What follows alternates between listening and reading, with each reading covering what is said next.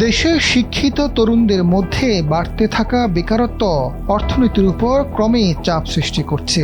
কর্মসংস্থানের সীমিত সুযোগ, দক্ষতার ঘাটতি এবং শিক্ষা ব্যবস্থার সঙ্গে শ্রমবাজারের অসামঞ্জস্যের কারণে এই সংকট দিন দিন গভীর হচ্ছে। এই পরিস্থিতিতে দ্রুত সমাধান করা না গেলে সামাজিক অস্থিরতার ঝুঁকিও বাড়বে।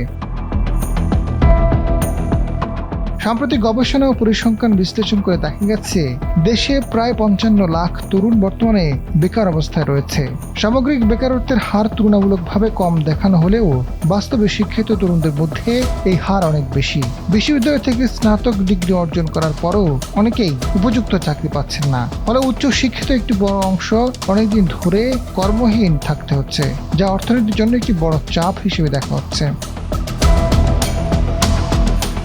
বিশ্লেষকরা বলছেন, দেশের মোট জনসংখ্যার প্রায় ১/৫ তরুণ। তবে এই জনশক্তিকে যথাযথভাবে কাজে লাগানো না গেলে তা উল্টো বোঝায় পরিণত হতে পারে। বর্তমানে যে প্রবণতা দেখা যাচ্ছে, তাদের ডিগ্রির সংখ্যা বাড়লেও সেই আনুপাতিক কর্মসংস্থানের সুযোগ তৈরি হচ্ছে না। ফলে ডিগ্রি আছে, চাকরি নেই এমন বাস্তবতা ক্রমেই স্পষ্ট হয়ে উঠছে।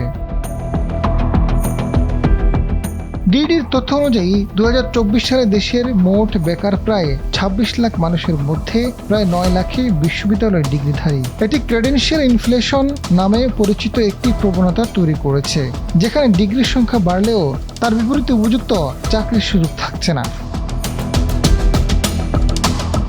ঢাকা বিশ্ববিদ্যালয়ের সমাজ কল্যাণ ও গবেষণা ইনস্টিটিউটের সহকারী অধ্যাপক ও সমাজ অপরাধ বিশেষজ্ঞ ডক্টর তৌহিদুল হক জানান, তরুণদের কর্মসংস্থানের সুযোগ তৈরি না হলে পরিস্থিতি আরও জটিল হবে। রাষ্ট্রীয় উদ্যোগ তৈরির কথা বলা হলেও বাস্তবে প্রয়োজনীয় অর্থায়ন, প্রশিক্ষণ এবং সহায়তা তরুণরা পাচ্ছে না। ফলে তারা নিজেরাও উদ্যোগ নিতে পারছে না। এর ফল হিসেবে একদিকে হতাশা তৈরি হচ্ছে, অন্যদিকে অনেক তরুণ মাদকাসক্তি ও অপরাধমূলক কর্মকাণ্ডে জড়িয়ে পড়ছে, যা ভবিষ্যতে বড় সামাজিক সংকটের রূপ নিতে পারে।